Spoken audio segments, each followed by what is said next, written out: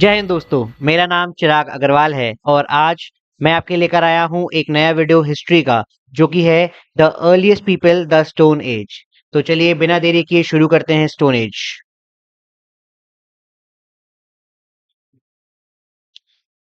Basically stone age वो period है जहाँ लोग जो है स्टोन टूल्स का यूज करते थे।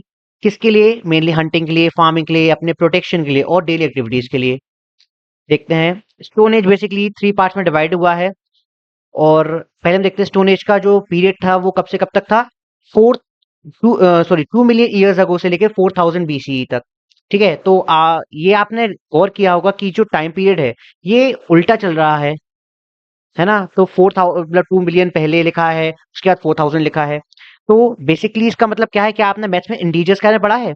इंटीजर्स में बीच में होता है जीरो, उसके बाद जो हमारे राइट हैंड साइड वाले पार्ट होते हैं वो सब होता है पॉजिटिव इंटीजर्स, और जो लेफ्ट हैंड साइड वाले होते हैं वो सारे नेगेटिव इंटीजर्स होते हैं। तो हमको पता है, अगर हमको -2 और -4 कोई पूछे इनमें से कौन सा बड़ा इंटीजर है और कौन सा छोटा इंटीजर है, तो हमारा -4 छोटा इंटीजर होता है और हमारा -2 बड़ा इंटीजर होता है। तो वही है। तो ये सब क्या है? ये सब हमारे बिफोर जीसस क्राइस्ट के बर्थ के पहले की सारी डेट्स हैं। तो हम इसको भी ऐसे ही लिखेंगे। तो 2 मिलियन ईयर्स अगो इसलिए पहले लिखा हुआ है क्योंकि वो और माइनस में जा रहा है वो time. I hope you have understood. Okay, तो 2 मिलियन ईयर्स अगो इसलिए लिखा है, वो माइनस में है और पहले वाला टाइम है। तो इसलिए वहां से लेके 4000 बीसी तक हमारा बेसिकली स्टोन एज का पीरियड था। बेसिकली स्टोन एज जो है वो थ्री पार्ट्स में डिवाइडेड है, थ्री पीरियड्स में। Number one is Palaeolithic period, जो 2 मिलियन ईयर्स अगो स्टार्ट हुआ और कहां तक गया? 10,000 बीसीई तक। आफ्टर देन मीसोलिथिक पीरियड, ये हमारा स्टार्ट हुआ 10,000 बीसीई से लेके 8,000 बीसीई तक। आफ्टर देन नियोलिथिक पीरियड, ये हमारा 8,000 बीसीई तक स्टार्ट हुआ और 4,000 बीसीई तक इसने वर्क किया अपना। उसके बाद ये हमारा डिवीजन है, तो इसमें हम एक चीज कंक्लूड कर सकते हैं, जो हमारा पैलोलिथिक है इसका टाइम पीरियड सबसे ज्यादा था 10,000 बीसीई से लेकर, सॉरी 2 मिलियन ईयर्स अगो से लेकर 10,000 बीसीई तक।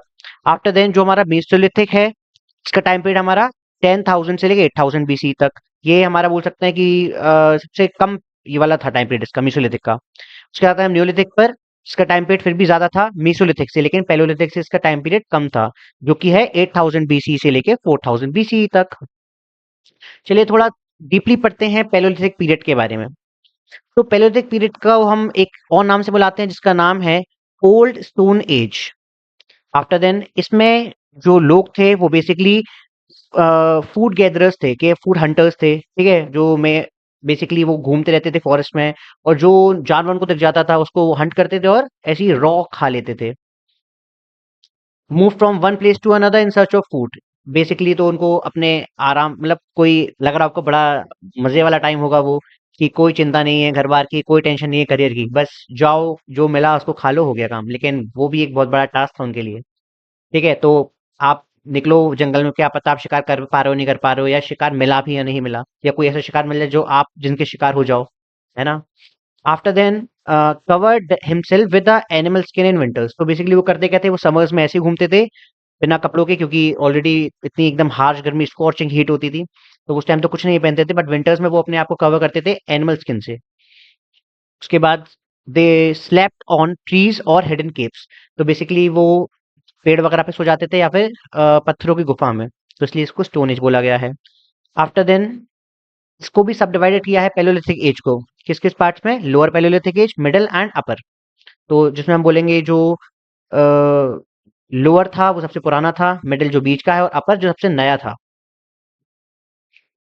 आगे देखते हैं मेसोलिथिक पीरियड को। इसका हमारा टाइम पीरियड है 10,000 बीसी से लेके 8,000 बीसी तक।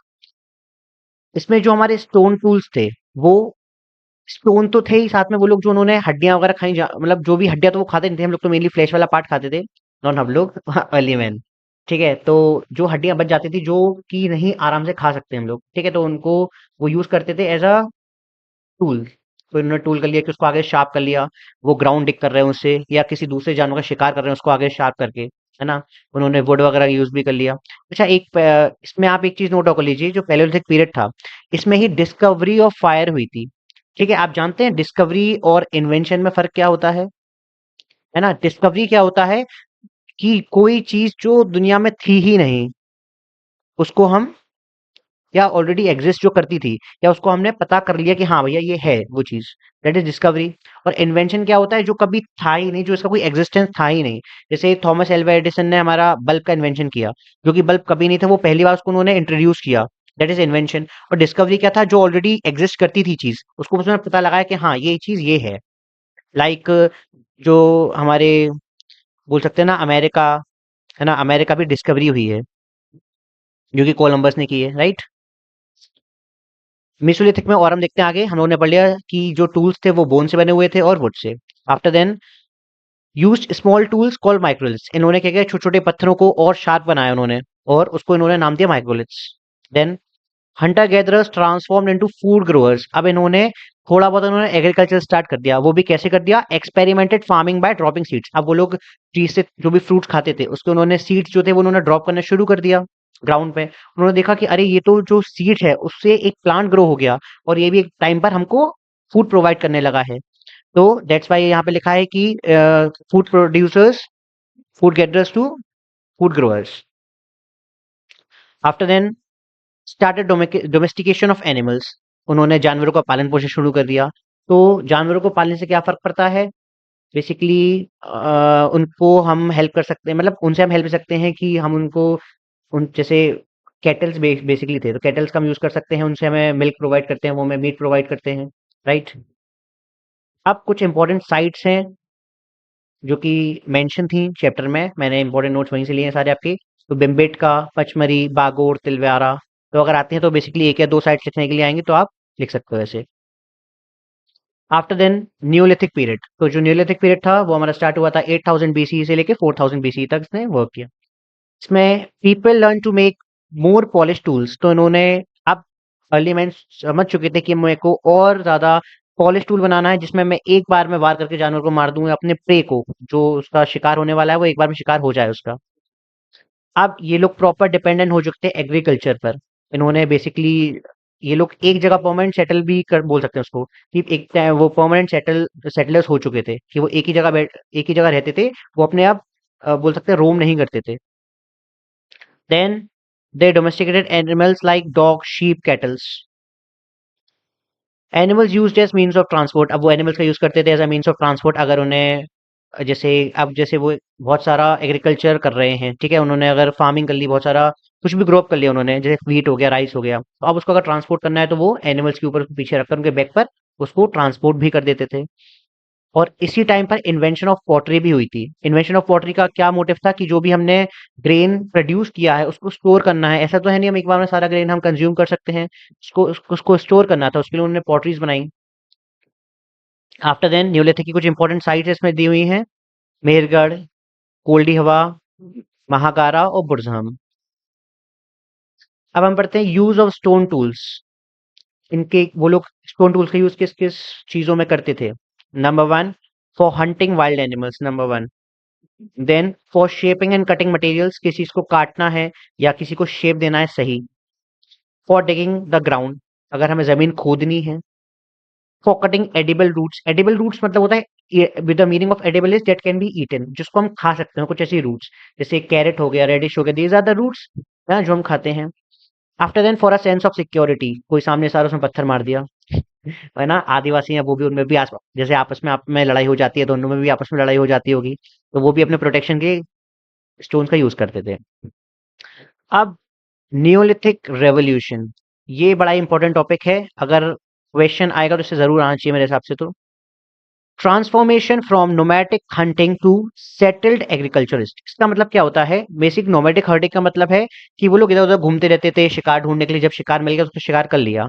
लेकिन नियोलिथिक रेवोल्यूशन क्या है, जब नियोलिथिक पीरियड आया तो उसमें उन्होंने बेसिकली वो लोग सेटल्ड एग्रीकल्चरिस्ट बन गए, कि वो एक ही जगह पर रुकते थे, वहीं वो रहने लगे, और वहीं पर उन्होंने अपने एग्रीकल्चर का पूरा सेटअप कर लिया, कि मैं अब यहीं रहूंगा, यहाँ पे ही बस अपना ग्रो अप करूंगा, जो भी मुझे प्रोड्यूस करना है उसको मैं कंज्यूम करूंगा। उन्होंने इधर उधर वो भटकना उन्होंने छोड़ दिया वो चीज। Then became permanent settlers with improve housing, अब उनके घरों में भी उन्होंने प्रॉपर टेम्पररी हाउसेस बना ली, परमानेंट जैसे भी उनके थे, स्टोन से नहीं बन सकता इतना परमानेंट हाउस, लेकिन हाँ इतना था कि वो आराम से रह सकते थे उसमें। तो उन्होंने उसमें हाउसिंग फैसिलिटीज बहुत अच्छी दी, ठीक है, जैसे कि बेसिकली पॉट्स वगैरह रखे हुए हैं। पानी जो था पहले वो लोग भटकते रहते थे पानी ढूंढने के लिए उधर, उन्होंने जो पॉट्स का इन्वेंशन किया तो इसमें वो लोग ग्रेन्स और पॉट्स में वाटर सब कुछ स्टोर करके रख लेते थे। Then domestication of plants and animals. अब वो उन्होंने प्लांट्स वगैरह ग्रो किए जो उनको लगता था कि ये मुझे आगे आगे काम में आ सकते हैं, और ऐसे एनिमल्स को उन्होंने डोमेस्टिकेट किया बेसिकली जो उनको प्रोडक्ट्स देंगे और जो उनकी हेल्प करेंगे फ्यूचर में। किस टाइप के उन्होंने एग्रीकल्चर किया, किस टाइप का उन्होंने फार्मिंग की, उन्होंने क्या क्या ग्रो किया? Wheat, barley and rice. They started wearing textiles. उन्होंने कपड़े पहनना शुरू कर दिए। कपड़े बेसिकली प्रॉपर कॉटन के तो नहीं बोल सकते हम लोग, बोल सकते हैं मतलब, लेकिन बेसिकली उसमें एनिमल की स्किन, हाँ कॉटन का भी हो चुका था। ठीक है, वो भी उन्होंने ग्रो करने लगे वो लोग उस चीज को, उन्होंने उसको स्टिच करना भी शुरू कर दिया। Development of pottery for storing food, ये this we have already written, sorry already read in Neolithic period, कि उन्होंने पॉटरीज वगैरह का इन्वेंशन शुरू कर दिया था। Then discovery of fire. अच्छा, जो डिस्कवरी ऑफ फायर है इसके हमको फर्स्ट ट्रेसेस कहाँ मिले हैं? कुन्नूल की गुफाओं में। In Kurnool cave we have found the traces of fire, and Kurnool caves are in sorry Andhra Pradesh. Then it is first used in Palaeolithic period. Then fire produced by rubbing stones together. तो उन्होंने fire का जो डिस्कवरी थी वो कैसे हुई? तो दो स्टोन्स को रब करने के बाद उन्होंने फायर की डिस्कवरी की। Then natural fires observe from lightning. तो उनको क्या उन्होंने ऑब्जर्व किया बेसिकली कि कभी-कभी बहुत ज़ोर से आंधी तूफान आ रहा है, बिजली कड़क रही है, और देखा उन्होंने ज़ोर से बिजली गिरी और एक पेड़ में आग लग गई, कहीं पे जहाँ सूखी घास वगैरह पड़ी हुई है, सूखा जंगल है, वहाँ पर आग लग गई। तो उन्होंने देखा अगर ऐसा हो जाता है कि एकदम आग, मतलब कुछ चीज़ होती है, तो आग के क्या फ़ायदे थे? बेसिकली उन्होंने जो अपना फूड, रॉ फूड पहले खाते थे, तो उसको उन्होंने कुक कर लिया। तो कुक करने से हुआ क्या? वो बेसिकली फूड जो है वो सॉफ्ट हो गया और that can be easily be eaten and easily be digested. Then वो लोग किस-किस कैसे यूज़ करते थे फायर का? अपने कुकिंग के लिए, कोई फूड को जो रॉ है उसको प्रॉपर कुक्ड फूड में कन्वर्ट करने के लिए, प्रॉपर प्रोटेक्शन। प्रोटेक्शन मतलब हो सकता है कि आप जब रात में सो रहे हो या फिर कभी आपको लगता है कुछ आहट आ रही है तो यू कैन चेक ना, तो आप उसको फायर को साथ में ले जा सकते हो अपने। तो अगर एनिमल्स जो हैं वो फायर से डरते हैं, है ना? तो वो एक वे ऑफ प्रोटेक्शन है आपके लिए। देन फॉर वार्मथ, अगर जैसे हमारे सीज़न्स होते हैं बेसिकली, तो बहुत ठंड जब मौसम है तो हम ना तापने लगते हैं, तो वो भी उसका यूज़ करते थे तापने के लिए, अपने आप को गर्मी देने के लिए। Then invention of wheel, it is also important topic. Major achievements of Neolithic period. This is the most important achievement of Neolithic period. Then potter's wheel used for making pots. What is potter's wheel? जो basically आप देखा होगा तो कुम्हार वगैरह होते हैं जो चक्के को घुमाकर उसमें मटके को शेप देते हैं, that is called potter's wheel, है ना? जिसमें हम देखते हैं कि आजकल गुल्लक वगैरह बनती है, वो जो पहले गुल्लक आती थी जिसमें सिर्फ हम पैसा डाल सकते थे लेकिन उसको फिर निकाल नहीं सकते, तो उसके लिए उसको फोड़ना पड़ता था उसको, तो मटके वगैरह बने उससे, उसी पॉटर्स व्हील पर। उसके बाद made transportation easy and faster. अब बेसिकली व्हील के इन्वेंशन से हुआ क्या कि हम लोगों ने उसमें बुलक कार्ट्स वगैरह बनाना शुरू कर दी, और उससे जो हमारा सामान था इजीली ट्रांसपोर्ट होना शुरू हो गया। बुलोक ट्रांसपोर्ट देखिए लिखा है इसमें, bullock driven carts are developed. अब ऐसा बेसिकली वैसे दो टाइप की कार्ट्स होती हैं, एक तो वैसी होती है जिसमें सिर्फ दो पहिए होते हैं और पटिया लगा होता है जिसको एक आदमी खींचता है, अर्ली मैन खींचता था इसको। ठीक है, उसके बाद उन्होंने उसको देखा कि यार ये तो जानवर भी खींच सकता है, मैं ही क्यों उसको काम करूं, तो उन्होंने फिर उसके बाद बुलोक कार्ट्स बना दी, लेकिन दोनों में ही व्हील का यूज होगा। Then spindle holes invented. What are spindle holes? होता क्या है कि ऐसी कुछ लकड़ियां या ऐसी हड्डियां जो आगे से नुकीली हैं, ठीक है, उसके लिए बेसिकली वो उसको यूज करते थे स्टिचिंग के लिए, और दूसरा वो उसको यूज करते थे जो उसमें धागा होगा उसको लपेटने के लिए।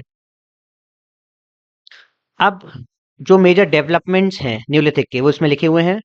पहला टेक्सटाइल्स, दूसरा एग्रीकल्चर, तीसरा पॉटरी, फिर ट्रांसपोर्ट। इसमें व्हील्स भी आ सकता है आपका, है ना, इन्वेंशन ऑफ व्हील। अब हम पढ़ते हैं difference between Palaeolithic and Neolithic tools. अब क्या फर्क आया, ये आ सकता है कि what the changes has come in the tools of Palaeolithic period and Neolithic period. तो अगर हम देखते हैं अपीयरेंस, वो दिखने में कैसे थे? पैलियोलिथिक पीरियड में कैसे दिखते थे? वो रफ दिखते थे और अनपॉलिश्ड, कैसे भी शेप के उन्होंने बस पत्थर उठा लिया तो ये ले चलो उसको।